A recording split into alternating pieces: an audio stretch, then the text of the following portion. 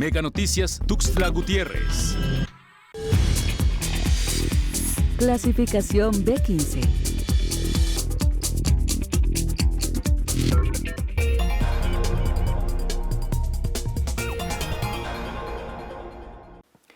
¿Qué tal, amigos? Bienvenidos a una emisión más de su programa A Fondo. Estamos en esta ocasión, vamos a platicar en el domicilio, en la casa de un personaje que no solo se distingue en el ámbito jurídico, también en el ámbito académico, en el ámbito político y pues ya posee una trayectoria sumamente importante y es nuestro interés conocer muchos de los temas y sus opiniones precisamente en el contexto de A Fondo. Muchísimas gracias. Usted nos está viendo a través del canal 151 de su sistema Megacable y también a través de la plataforma Facebook Live en Mega Noticias Chiapas.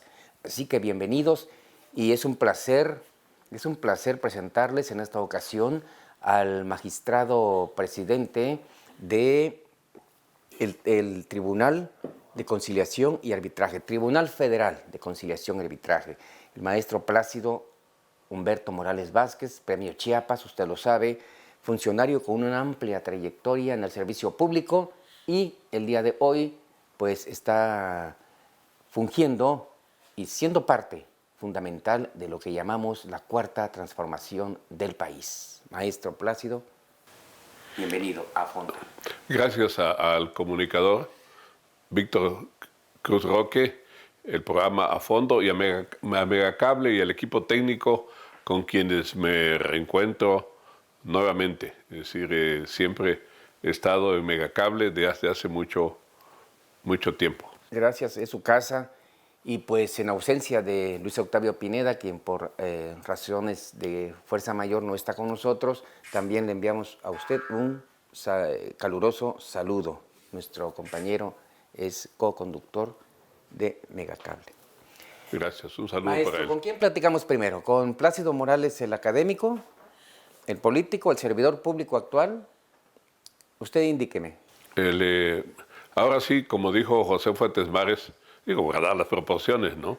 Escribió una serie de libros, Viramón el hombre, Cortés el hombre, Juárez el hombre, con Plácido el hombre.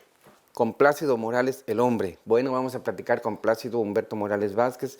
Pues es un privilegio conocer su casa, su morada. Está, pues, es un ranchito aquí cerca de Ocosocautla de Espinosa. Les digo para quienes están viéndonos cómo vive el contexto de quién es Plácido Morales. Ha sido presidente municipal de su pueblo natal, presidente del Partido Revolucionario Institucional en su momento, pero no es el tema que estamos tratando, sino pues esta situación tan que se le presenta en estos momentos de ser parte fundamental de lo que llamamos el gobierno de la cuarta transformación del país. Vamos a empezar por ese rubro. Maestro, usted se incorpora como presidente de ese organismo tan importante. Sí. A 3 años, porque ya tiene usted 3 años ahí en esa posición, ¿cómo está? ¿Cómo lo encontró? ¿Cuáles son los avances, las expectativas? ¿Qué significa para el proyecto del presidente López Obrador esa área que usted está siendo responsable en estos momentos? Sí, gracias, Víctor. Gracias a Fondo. Bueno, el 1 de abril cumpliré 3 años al frente del Tribunal Federal de Conciliación y Arbitraje. Es el único tribunal cuyo nombramiento del presidente es un nombramiento directo del titular del Poder Ejecutivo. Los demás magistrados o presidentes de tribunales son de un proceso distinto, o sea, son ratificados por el Senado o nombrados por sus propios órganos colegiados. Aquí, ¿por qué el nombramiento del presidente de este tribunal es directo del presidente de la República? Porque es el tribunal que regula las relaciones entre los órganos de gobierno y sus trabajadores. A eso se debe, es un equilibrio que tiene que haber, porque el Estado se juzga a sí mismo, porque es el que arbitra y regula sus relaciones con sus trabajadores de pues prácticamente todos todos los órganos de la administración pública. En términos integrales de Estado, sí, pero el Estado, usted bien más lo sabe mucho mejor que yo, que tiene diferentes estructuras, sí, vamos a llamar, que la componen. En todo caso, una parte del Estado equilibra a otra parte del Estado. ¿Estoy bien o estoy mal? Sí, yo creo que no es correcto el concepto de decir el Estado se regula a sí mismo. Más bien deriva el gobierno. Se controla tanto en lo colectivo como en lo individual en este tribunal. No al Estado, porque el concepto de Estado hay una discusión vastísima, ¿no? Hay muchas visiones. Se le ha visto viajando por muchas partes de la República precisamente en actividades propias del tribunal. Sí, claro. El tribunal, entre la parte colectiva que ve, que es su competencia, arbitra las elecciones de los sindicatos del gobierno, que se regulan por el apartado B del artículo 123 de la Constitución General de la República. Estos sindicatos son los sindicatos, el de salud, el de el ISSSTE, el sindicato de trabajadores del gobierno de la Ciudad de México, la FESE, la FEDES, que eran pilares del viejo régimen, ¿no? Para llamarlo así, pilares del régimen previo al régimen de sistema de partidos que empezó a haber en nuestro país. Y entre ellos el CENTE, que es el sindicato más numeroso de México, del apartado A y del apartado B prácticamente, ¿no? Estamos hablando de casi... Bueno, con todo y jubilados hablan de 2.300.000. Bueno, esta base laboral sindicalizada en un solo organismo, pues resiente el impacto, vamos a decir, de la reforma laboral, en la que se modifica la forma de elegir a los dirigentes sindicales, porque ahora ya se elige con voto personal, libre, directo y secreto. La base elige a sus dirigentes. El CENTE ha comenzado a renovar sus secciones. El CENTE tiene 56 secciones, entre ellas las de Chiapas son la séptima y la 40.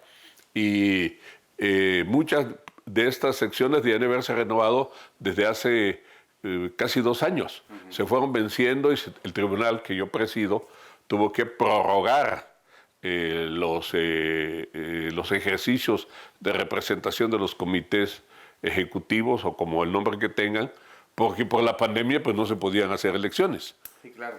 Concluyendo ya la fase de emergencia de la pandemia, pues se empezaron a hacer elecciones y se están haciendo elecciones en algunos estados, los más, diríamos, los que con más tiempo de haberse concluidos los ejercicios de los comités, con el voto personal, libre, directo y secreto. Y eso he ido a observar yo, el tribunal observa. Se escucha teóricamente muy bien, voto libre, directo, secreto, con todas las características propias de lo que pudiésemos decir un proceso democrático de elección. Sin embargo, maestro, le digo, yo soy sindicalista del CENTE, eso en la práctica no ocurre.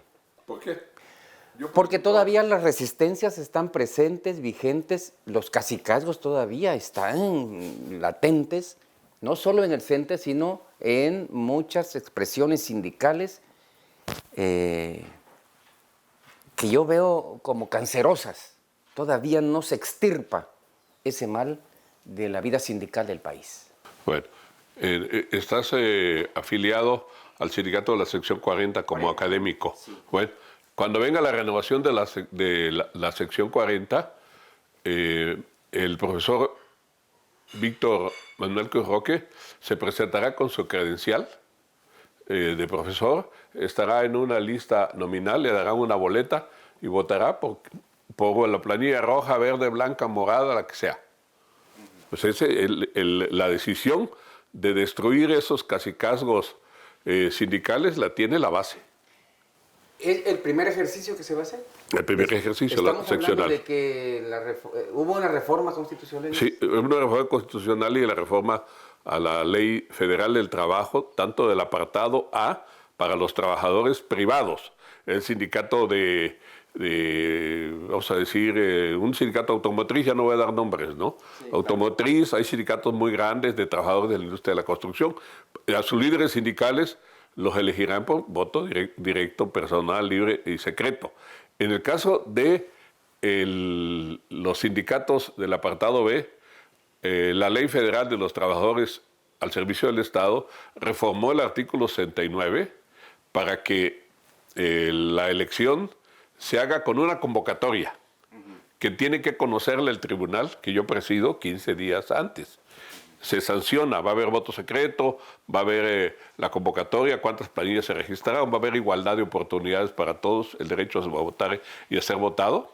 Maestros que nos están escuchando, digo porque eso llevado a la práctica, resulta que o hay no lo digo por el tribunal, hay un ocultamiento de información o hay una información parsimoniosa o existe desinterés oficial, estamos hablando del gobierno federal, para darle a conocer a la base esta información. Es que todavía no ha bajado esa información, todavía, al menos en los centros escolares y sindicales, las delegaciones, pues todavía seguimos pensando que esa mano alzada y que nos van a llevar como borreguitos a seguir votando, nos van a imponer al representante sindical que tenemos. Pero esto me parece muy importante, maestro. Es una, bueno, el tribunal sanciona, el tribunal es colegiado, no es un centro, para el apartado A, el que dictamina, es procedente, la convocatoria lo dictamina el Centro de Conciliación y Registro Laboral, creación desde la reforma. Para el apartado B lo dictamina el tribunal y el tribunal tiene representantes de los trabajadores, tiene 4 representantes de FESTE y 4 representantes de la FEDES, a la que está afiliada el CENTE, y un representante del gobierno, y magistrados de carrera. Bueno, nosotros revisamos la convocatoria y se le da toma de nota a la convocatoria. Está bien, está conforme al artículo 69. Y dentro de 15 días o 20 o 30 o 40, con 15 días previos conoceremos nosotros y conocerá el electorado sindical la convocatoria. Y luego habrá un periodo para el registro de planillas, ahí mismo, un periodo para el registro de campañas, y se votará un día. Donde yo fui, se está votando con tinta indeleble. Es decir, si es un maestro de 2 plazas, como creo que no es tu caso. No, maestro, bueno, se equivoca. De 2 plazas. Entonces, el índice para votar en una y ya. Anteriormente sí se emitía una convocatoria sin la intervención del tribunal ni de nadie. Eran los dirigentes, caciques de cepa pura, por cierto, desde Jongitud hasta el Bester. Emitían la convocatoria, no sé quién votaba, no votaba nadie. Y en ese caso específico del CENTE, cuando venías a ver ya te enviaban a tu dirigente sindical y haz lo que quieras, pero ese es tu dirigente y punto. Ese tipo de situaciones dañaron mucho, ¿no?, las relaciones laborales. Pues era parte de un sistema, no solo para el corporativismo sindical del apartado A, sino del apartado B, sino del apartado A. Ahorita existen unas referencias. La estructura era un partido del gobierno. El partido del gobierno lo componían 3 sectores. Uno era el sector obrero. En automático, un trabajador iba a solicitar empleo en, no sé, una armadora de automotriz. Inmediatamente su contrato de trabajo tenía la cláusula de exclusión, en que yo estaba afiliado en automático al sindicato. El sindicato tenía un comité que se eternizaba por los siglos de los siglos porque era mano alzada. Si vas a votar, pues te veían por quién estabas votando. Sí, claro. Al igual, en el apartado B, se veía por quién estabas votando. Ah, bueno, ya votaste Por otro, yo soy el cacique sindical, ya no te doy la hoja rosa para tu préstamo en el ISSSTE. Sí, y ni te doy permiso para que te cambies de delegación sindical o de centro de trabajo y no tienes derecho a préstamo y eres enemigo del sindicalismo, te decían. En 1979, quienes nos están viendo, se inició en Chiapas un movimiento democratizador llamado la Coordinadora Nacional de Trabajadores de la Educación. Se crea después. Al principio fue una expresión precisamente buscando la libertad de elegir el CCL, Consejo Central de Lucha, a los dirigentes sindicales. Pues mucho tiempo después, casi 40 años después, todavía hay resistencias porque se llevaron al extremo. Es decir, llegó la parte radical al poder y una vez estando en el poder, como todo lo que es de izquierda, pues el sabor del dulce del poder los engolosinó, maestro. Y eso también es dañino. Fue dañino un aspecto, pero también es dañino lo otro. Sí, claro, de izquierda, de derecha o de donde sea, la monopolización del poder es dañino, como dijiste, para las bases, porque se viene generando todas las formas de corrupción, pero precisamente por cómo se manifestaba el voto. Ahora, el voto es la clave. Si alguien se deja manipular, allá es su problema, pero el voto tiene derecho. Pero a veces no se deja manipular, lo manipulan porque lo coaccionan, lo condicionan. Si asistes a la marcha y eres activo participante del movimiento, tienes derecho a cambiarte de zona, y si no, no. Entonces llega un momento en que el maestro pues tenía que acudir. Sí, pero bueno, ahora nadie va a ver por quién votas, por qué planilla votas. Pues si tu voto entras en una urna, pues eso, yo he visto esto en Nuevo León, en Baja California Norte, en Sinaloa, Tlaxcala, donde se han hecho elecciones. Pues el voto es secreto. Entras con una boleta y igual fue un voto. ¿Quién cuenta esos votos? Hay un comité electoral. Hay un comité electoral de que son maestros de otra sección. Y cada planilla pues tiene un representante para contar. Porque ya ve usted que en México, maestro Plácido, el que cuenta los votos es el que gana. Bueno, contaba siempre un sistema. Bueno, los votos en una casilla electoral los cuenta dos escrutadores, hay un representante, hay representante de los partidos, representante del candidato, observadores. Si alguien lo vende, lo compran, lo cooptan, el que falla es la persona, no el sistema. Claro, claro. Porque hay que decirlo claro, no solo el que vende tiene la culpa, también el que compra. Pero vámonos haciendo esta reflexión. Tenemos que seguir platicando a fondo con el licenciado Plácido Humberto Morales Vázquez y nosotros tenemos que hacer un brevísimo corte, no le cambie. Estamos en A Fondo.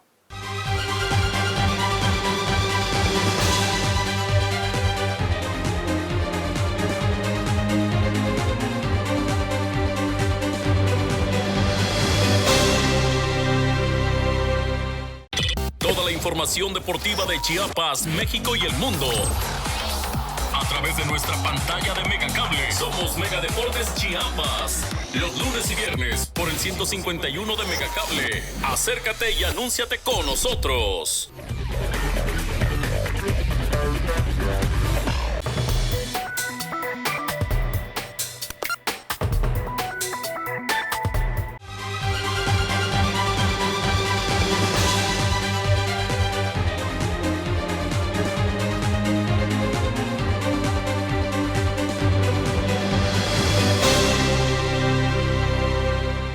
¿Qué tal? Te estamos invitando a sumarte a esta gran familia de Megacable. Ahora con su nuevo servicio de telefonía, Megamóvil 4.5G. Datos ilimitados en tu celular, con planes de 100 hasta 200 pesos mensuales. Llamadas, datos y mensajes ilimitados. Si contratas ahora, recibes 10 megas adicionales a tu internet fijo. Porta tu número con nosotros. Búscanos ya en Megacable. Mega Noticias Tuxtla Gutiérrez. Continuamos en A Fondo. Recuerde usted que estamos en el canal 151 de su sistema Megacable y estamos también en la plataforma de Facebook Live en Mega Noticias Chiapas. Y recuerde que estamos platicando con el licenciado Plácido Humberto Morales Vázquez. Él es magistrado presidente de la Junta Federal de Conciliación y Arbitraje. Del tribunal. Del tribunal, es un tribunal. Y platicamos, pues en el tiempo que estamos platicando, más sobre aspectos muy, digamos, de temática práctica en cuanto a la elección de los líderes que está haciendo el tribunal, los cambios que se han hecho en materia legal para que esto ya no sea una especie de feudo, porque los sindicatos, eso fue lo que mucho tiempo se distinguieron, son feudos de poder para enriquecerse. Ya ni siquiera hablamos de los sindicatos petroleros y los demás, aquellos emporios, ¿no, maestro? Pero no es que sea un todólogo, pero bueno, Premio Chiapas. Plácido Humberto Morales Vázquez también es un académico que conoce de muchas situaciones. Maestro, se acerca ya el 2024. Falta bastante, estamos a la mitad del sexenio. No, pero no me refiero en términos políticos, me refiero en términos de... usted ha sido impulsor, promotor de un comité que se denomina 500 años para revisar la historia con respecto al proceso de colonización del país. ¿Estamos bien? Sí. ¿Cómo vamos en ese...? Pues es la práctica de la indagación del pasado, llámese histórica o historiográfica, es un trabajo constante y continuo. No es algo acabado. Y es un ejercicio permanente de reflexión. Es decir, últimamente al tiempo de la caída de la Gran Tenochtitlan, el día 13 de agosto del 21, que se cumplieron 500 años, volvió a emerger el debate sobre esto. Y siempre está politizado, ¿no? El debate está, más que politizado, está ideologizado. Las posiciones encontradas son por la fuente ideológica de quien lo propone. Hay quienes somos exaltadores de la cultura mestiza, como que la conquista, la colonización llegó para incorporarnos al mundo occidental. Y otros son apologistas, panegiristas de la cultura precortesiana. Y como que la conquista hubiera destruido las raíces de identidad nacional. ¿Lo destruyó? Le pregunto. Y esa colonización llega no precisamente con pétalos de rosas. No. Llega con espadas, con bayonetas y también con ese elemento tan manipulador, con inducciones a una creencia, pues, religiosa, vamos a decir. Esa es la imposición, pues, de la religión. Sí, no llegó con el agua bendita solamente. No llegó solo con el agua bendita a la colonización. Llegó con el agua maldita. Con la espada, con el fuego y con el sometimiento pues, a la esclavitud. Muchos de los pueblos conquistados, posteriormente colonizados. Sobre la violencia con que se ejerció la dominación y la conquista, pues no podíamos pensar que la destrucción de un mundo para construir otro pudiera hacerse solo con el agua bendita, como dije hace un rato. Sí, pero el objetivo no era precisamente la destrucción de un mundo para construir otro, sino era el saqueo de la riqueza de ese mundo, viéndolo desde esa perspectiva, porque vinieron a llevarse todo lo que pudieron e hicieron una serie de actos deleznables y también hay que ponerle el dedo en la llaga. Contaron con la complicidad de muchos pueblos originarios. Es decir, hubieron desde ese tiempo ya esos afanes de traición entre los mismos pueblos originarios que ayudaron, todavía se sigue haciendo, conjugando ahí un tema con otro en la política actual, magistrado? Ya de otros modos, sigue habiendo desventajas para los pueblos originarios. Digo, no vamos a pensar que fue lo de hace 500 años. Regreso un momentito a la parte ideologizada, es decir, en el México independiente, José María Luis Mora dijo que había que exaltar lo autóctono para construir una identidad nacional. Por eso la historia patria casi coloca al conquistador como el malo y a Cuauhtémoc como el bueno, por ejemplo, ¿no?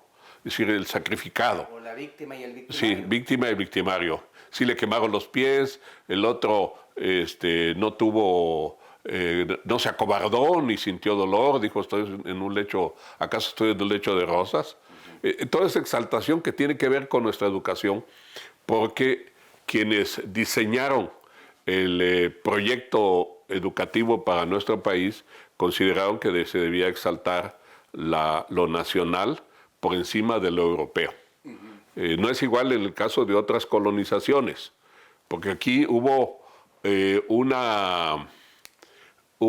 avasallamiento, pero sí hubo una mezcla también cultural, una mezcla de sangres, o sea, porque de ahí surgió el mestizaje. Luego vinieron otras migraciones que hicieron toda esta mezcolanza, que es la raza nacional, la diversidad de las razas, para hablar de así, con una palabra que ya casi no se aplica, de razas, más bien la multiculturalidad de la nación mexicana. Por eso ese debate es inacabado. Sí, claro.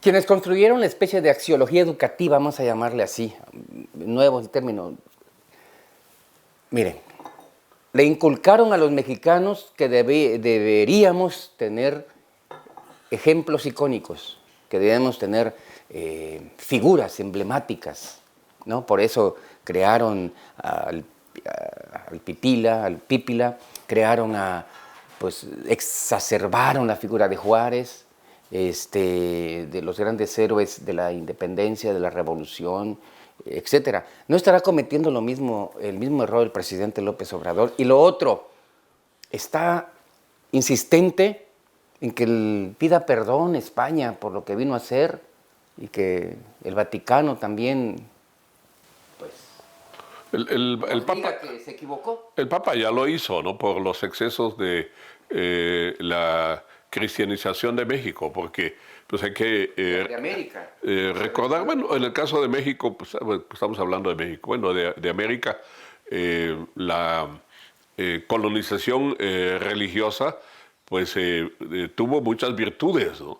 Muchas virtudes, los curas que trajeron enseñanzas, quienes alfabetizaron, quienes defendieron los derechos de los indios, como Fray Bartolomé de las Casas, en la polémica indiana, donde se lleva pues a los tribunales de Sevilla la discusión de si los indios debían o no recibir el bautismo. Bueno, otros tantos, Fray Bernardino de Sahagún, Fray Junípero Serra, que llevó la cosecha de la vid, el cura, el religioso que importó la yunta y la carreta de bueyes a Veracruz, la yunta y los bueyes, lo que significaron para la economía de la naciente colonia. Bueno, la pregunta, ¿no estará haciendo lo mismo el presidente o el modelo de la Cuarta Transformación de exaltar lo nacional? El rescate de la identidad y del nacionalismo obliga a eso, a exaltar lo nacional, porque también vivimos una ofensiva colonizadora culturalmente, o estamos padeciendo una transculturación nosotros, porque bueno, los medios de comunicación masificaron el mundo y nosotros estamos muy cerca del modelo de vida norteamericano e impacta gran parte de la vida nacional. Entonces lo que hay que hacer es exaltar, como dijo Bernardo de Balbuena, la grandeza mexicana. Sí, claro. Aquí vamos a entender que la globalización no solo se refiere específicamente en términos económicos, porque por ahí nos han llevado siempre los que nos dan los contenidos noticiosos. No. Tiene que ver más bien con un proceso de acercamiento, no solo en el ámbito económico, sino de diversos asuntos, temáticas, y hasta con el proceso, porque ahí mencionó la cuestión de la información. Ahorita, ¿qué le parece? 10 segundos, ya estamos enterándonos aquí, en el sur de México, de lo que está pasando en el otro lado del continente. ¿Qué rincón del mundo? En Siberia. En Siberia, en la parte más recóndita del mundo. O en la tierra de la princesa Marta, en la Antártida, si es que está colonizada, ¿no? Si es que hay vida ahí, ¿no? Bueno, pasa incluso simultáneamente. En otro planeta, ¿no? Si lo hubiera, pero aquí el mundo de la comunicación cibernética hace que todo sea instantáneo y todo esté al alcance de la comunicación celular y satelital. Eso globaliza el conocimiento y se imitan modelos de vida y viene un fenómeno de transculturización. ¿Puedo hacer una pregunta incómoda? ¿Sí? Sí. Claro, estamos dialogando. Okay. Estamos dialogando. Se ha dicho, bueno, y el maestro Plácido cuando anda en presentaciones de libros y en eventos culturales, artísticos, pero son horarios de labores, ¿no choca ahí? Pero me va a parecer que tastabrillé como a alguien que le preguntaron algo incómodo. Mejor no tastabrillo. Cuando tengo alguna presentación, homenaje o acto, yo solicito permiso al tribunal para participar en una actividad cívica, cultural. Actividad política, no hago nunca nada en días de labores. Por ejemplo, difundo la iniciativa del presidente en materia energética, en materia eléctrica ahora, ¿no? Pero lo hago en días que no son hábiles de labores del tribunal. Afortunadamente, el Tribunal Federal de Conciliación y Arbitraje tiene marcado su calendario laboral, al igual que la Suprema Corte de Justicia de la Nación. Yo tengo rango de ministro de la Suprema Corte. Bueno, yo... ¿También en términos de percepción? No, sí, claro, de los ministros recortados. O sea, de los que aceptan... No sé si... Porque estaban muy cuestionados. ¿Cuánto ganan los ministros? Bueno, un ministro gana... Mi antecesora tenía un salario de 240,000 pesos. Yo tengo un salario menor que el del presidente de la República, que son 106,000 pesos. Lo que gana el presidente. Yo tengo un salario menor. Uso un vehículo oficial, tengo derecho a usar un vehículo oficial. Uso un Jetta de modelo hace 2 años. Mi antecesora tenía 2 camionetas, una blindada. No es la austeridad republicana, pero creo que regresamos a la pregunta, ¿no?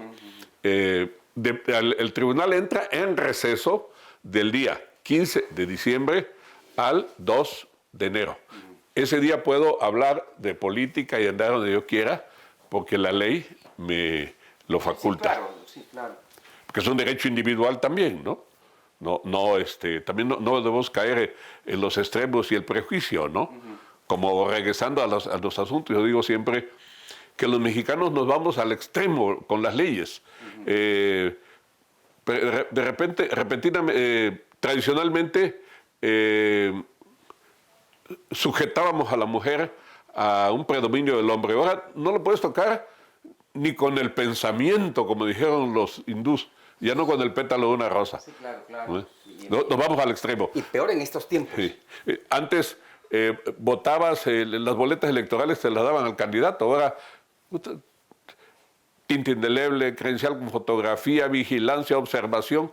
Y aún así, estamos muertos. Yo creo que no. Bueno, maestro, a ver, regresando al tema, vamos con lo académico. Independientemente de su trabajo en el ámbito administrativo, de servicio, pues alguna actividad preponderante que esté ese comité de los 500 años pensando en realizar en el 2020. No lo traicionó el subconsciente, de una vez se lo voy a hacer, lo estaba pensando hacer después, pero de una vez. Ahorita que dije 24, no, usted no traicionó el subconsciente a Plácido Morales. Rápido se fue a lo político. Bueno, yo iba sobre lo académico porque se dice que a Chiapas llegó el proceso de colonización precisamente en 1500.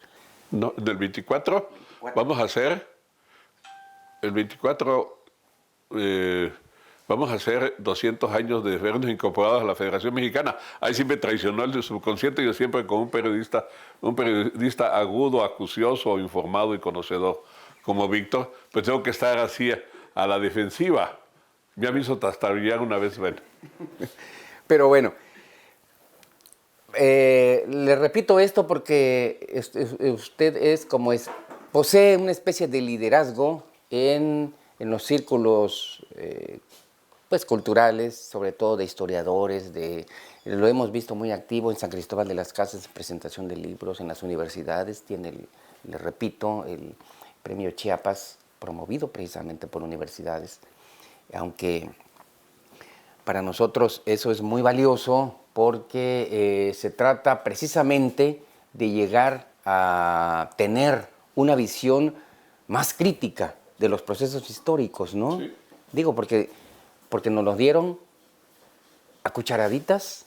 El régimen o los regímenes anteriores también tenían sus especialistas en conformar presuntas verdades sobre el acontecer histórico y sobre lo que venía. Hasta allá se podían sentir hasta profetas en este devenir que estamos platicando. Pero bueno, entonces no tienen ninguna actividad programada en inmediato con este comité.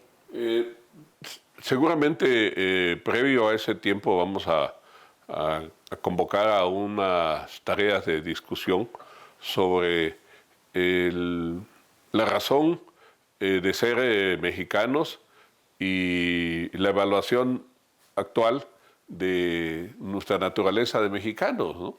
Yo creo que ahora con este asunto del trozo de territorio chiapaneco que ya la Corte le asignó a Oaxaca, muchos chiapanecos empezaron a hablar sobre cómo nos incorporamos a la Federación. Hacemos un paréntesis precisamente sobre eso, porque el maestro está viviendo, es vecino de esa zona. Híjole, pues ni siquiera preguntarle, no tanto por cuestiones de ser muy insidioso, pero su visión sobre esto, maestro Plácido. Digo, independientemente de su percepción como abogado, como estudioso del derecho, sino en términos de percepción política. Pues yo creo que refleja mucho descuido en la consideración de esa discordia que revive en 1994, ¿no? Hay descuido y hubo intención de arreglarlo, de encontrar una solución definitiva que resultó contraproducente, porque la creación del municipio de Belisario Domínguez dio motivo a la litis en la que la Corte en pleno acaba de resolver de manera declarativa y constitutiva cuáles son los límites. Con esta reflexión tenemos que irnos a nuestro siguiente corte, no le cambie, está muy interesante la plática con el maestro Plácido Humberto Morales Vázquez. Ya volvemos.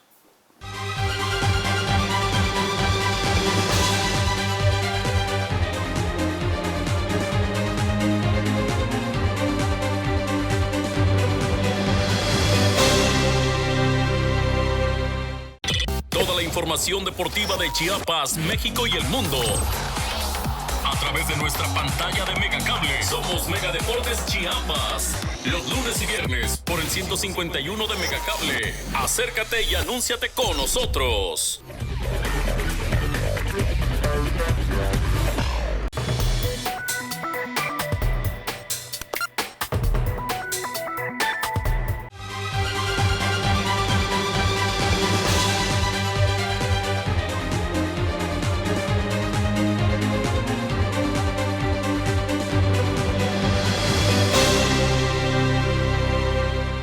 ¿Qué tal? Te estamos invitando a sumarte a esta gran familia de Megacable. Ahora con su nuevo servicio de telefonía, Megamóvil 4.5G. Datos ilimitados en tu celular, con planes de 100 hasta 200 pesos mensuales. Llamadas, datos y mensajes ilimitados. Si contratas ahora, recibes 10 megas adicionales a tu internet fijo. Porta tu número con nosotros. Búscanos ya en Megacable. Mega Noticias, Tuxtla Gutiérrez. Continuamos en A Fondo. Recuerde usted que está viéndonos a través del cable, el canal 151 de su sistema Megacable y a través de la plataforma Facebook Live en Mega Noticias Chiapas. Estamos platicando con el maestro Plácido Humberto Morales Vázquez, pues ya le decíamos, tiene diferentes visiones, percepciones e incluso actividades que desarrolla, y sobre eso estamos precisamente charlando en una plática muy amena, a fondo. Terminamos de hablar sobre cómo ve el asunto de Chimalapas y ya nos dio una opinión. Pues ojalá, maestro, como chiapanecos, le digo esto, que se llegue a la mejor de las soluciones, evitando la violencia, ¿no? ¿Cómo lo ve? Sí, claro. Fundamentalmente evitar esos visos de confrontación que se ha visto. Se vieron fotos, gente armada, la gente armada se manifiesta que no permitirán que le invadan su territorio. Pues yo creo que no lo van a invadir, porque los derechos agrarios quedan a salvo en la sentencia de la Corte. Quedan 30 meses, ya está pasando 30 meses para intentar conciliar los intereses de ambas comunidades y los efectos legales que acarreará posteriormente. Nosotros tenemos ya experiencias en asuntos de límites.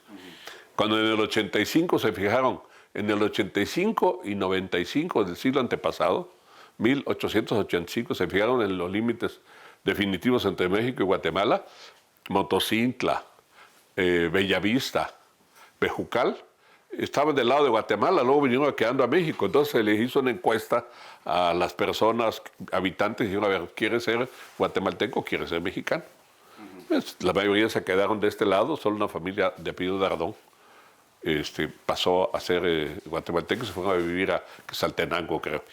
Bueno, aquí tienen que buscar conciliar los servicios, la obra pública, los mapas georreferenciales del INEGI, las credenciales para votar, lo que va a ser el INE. Y lo que nunca van a poder cambiar es el sentido de pertenencia. No. Porque eso no se credencializa, se trae en el corazón. Eso se trae, y las comunidades de ahí son chiapanecas, son cintalapanecas, coitecas otros. Y ya. En Arriaga no hay comunidades pobladas, prácticamente. No hay territorio poblado. Fíjese que, maestro, que fui recientemente a Arriaga y me dicen que la barra de Tonalá, mencionada en la orden, porque es una orden de la Suprema Corte, no se puede contradecirle, pues abarca varias comunidades de Arriaga. Pero eso es otro tema. Maestro Plácido, usted, esto tenía que preguntárselo. Usted ha estado a punto, en 2 ocasiones, recuerdo, de ser gobernador. Todavía en su corazón está presente ese sentimiento de a punto, o ya está satisfecho con la que la vida le dio en el ámbito del servicio público. Yo creo que la insatisfacción... Para no preguntarle, ¿se ve usted en el 24? Sí, estará en la boleta. La pregunta tradicional, hay muchas boletas, no voy a estar con una boleta de empeño, sí, a lo mejor en la mano. Todos los periodistas así preguntan, ¿se ve usted en la boleta del 20? No, pero aquí la cambiémosla. Y otros contestan, yo no sé por dónde, pero estaré en la boleta. Sí. Yo creo que... Sí, ni por qué partido. Yo creo que la insatisfacción es un motor del desarrollo del ser humano. Yo soy un hombre insatisfecho. Vivo exigiéndome a mí mismo y estoy insatisfecho con Chiapas. Voy a muchos lugares, hablo con mucha gente y estoy insatisfecho con la realidad de mi estado. Y en lo que yo tenga que contribuir, habré de contribuir hasta que la energía se me acabe o la vida. Conociendo el lenguaje de los políticos, ¿eso significa que sí o no?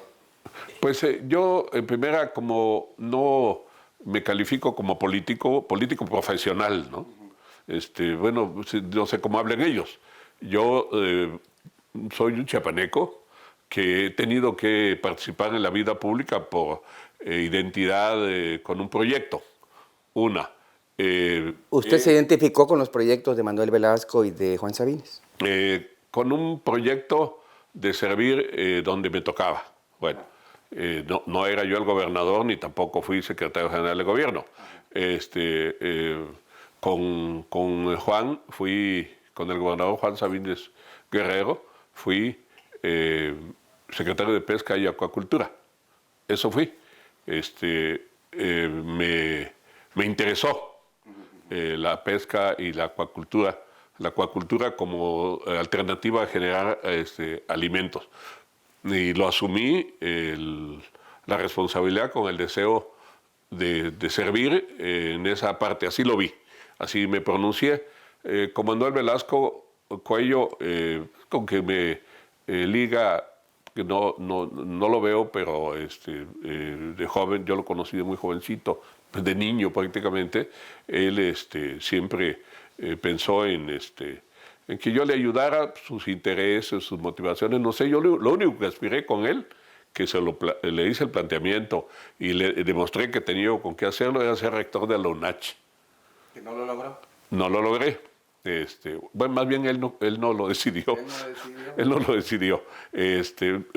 Porque eso de las autonomías, digo, hablemos a fondo. Sí. Las autonomías es una simulación. En el caso de la Universidad de Chiapas, los gobernadores... ¿Sigue siendo una simulación con la 4T? Se intrometen. Yo no creo que el presidente de la República se intrometa en la UNACH. No, pero en la UNAM sí. En la UNAM sí se quiere intrometer. Intrometerse en las decisiones internas, no. El presidente ha dicho, la literalidad de sus palabras lo ha reiterado, la UNAM se derechizó. O sea, se derechizó en su aparato burocrático. Le dicen, está agrediendo a la UNAM. No, él la está enjuiciando como jefe de Estado, como presidente de la República, dando su opinión, que tiene derecho a darla sobre la UNAM. Y yo comparto la idea que la UNAM se derechizó. Tendríamos que hacer otro programa, pero no tiene el presidente, por mucha investidura, sí, y por estatus que sea, no es dueño de una verdad que a escala de medición diga quién posee o quién no posee una ideología de derecha, de izquierda o de centro, de la que usted quiera.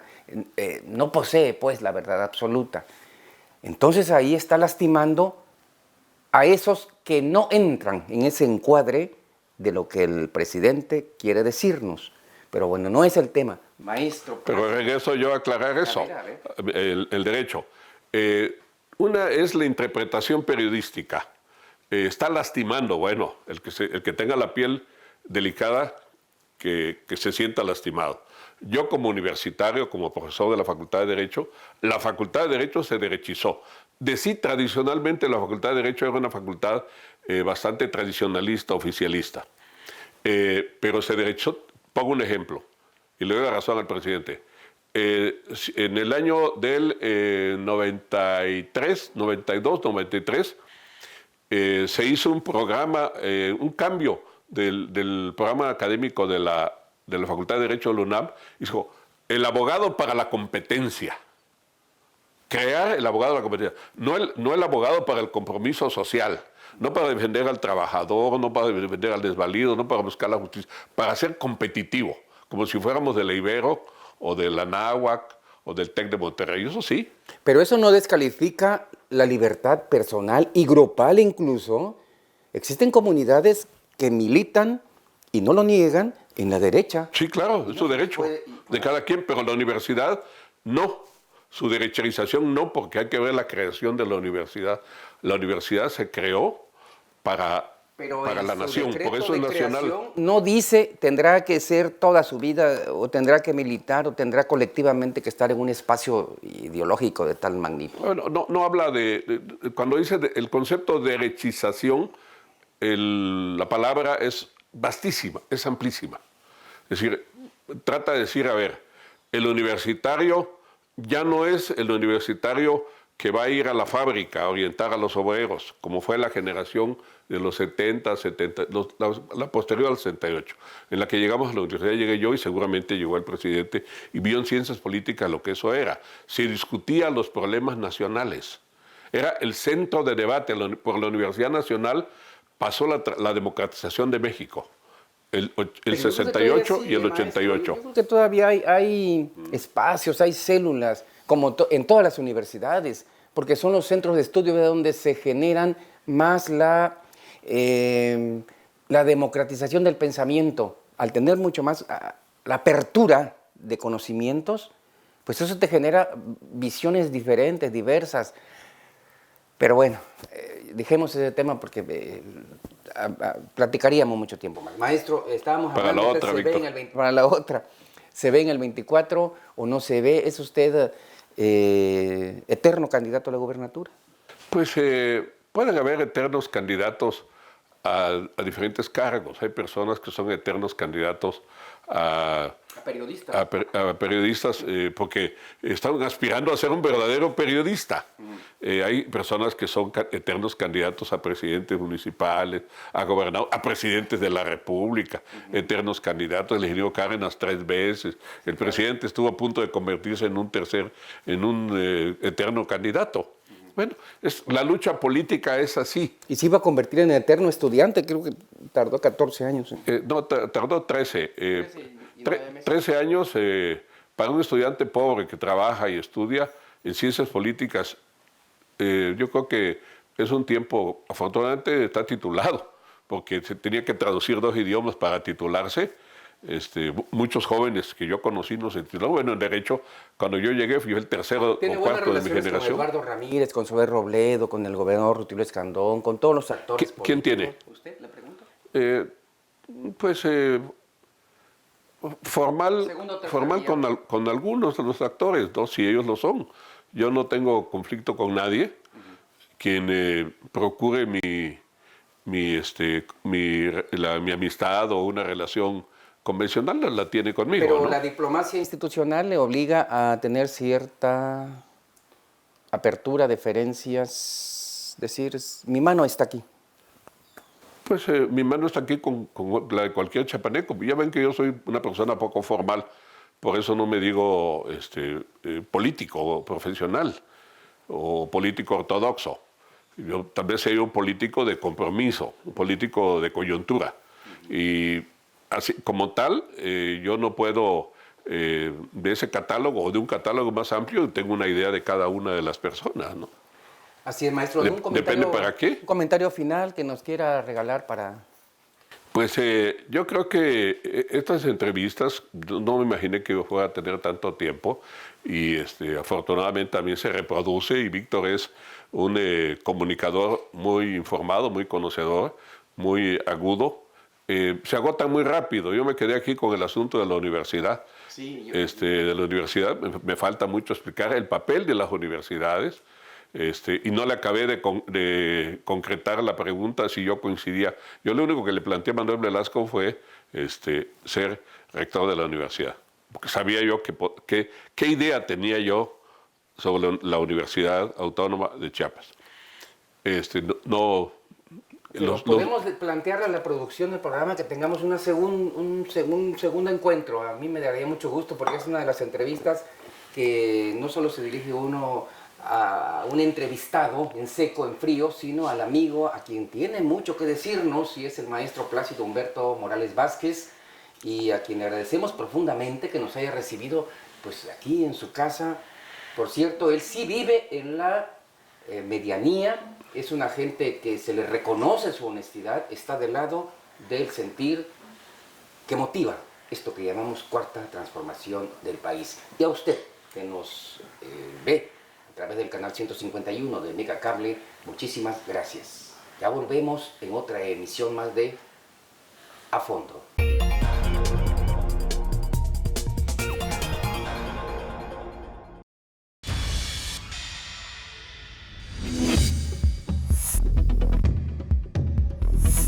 Mega Noticias Tuxtla Gutiérrez.